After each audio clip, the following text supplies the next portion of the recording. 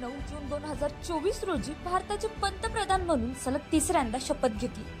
नुकत्याच पार पडलेल्या लोकसभा निवडणुकीत भाजपाच्या नेतृत्वातल्या एनडीए आघाडीला 292 जागा मिळाल्या।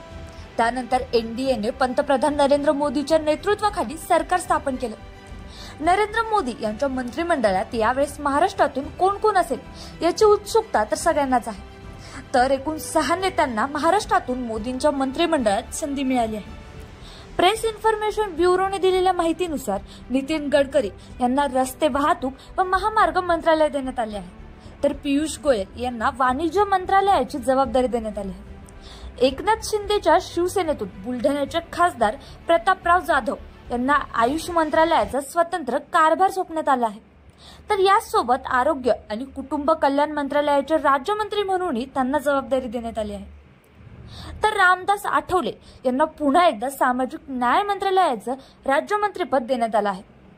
त्यानंतर रावेरच्या खासदार रक्षा खडसे यांना युवक कल्याण आणि क्रीडा मंत्रालयाच्या राज्यमंत्रीपदाची जबाबदारी देण्यात आली असून पुण्याचे खासदार मुरलीधर माहोळ यांना सहकार आणि नागरी राज्यमंत्रीपद देण्यात आलं आहे।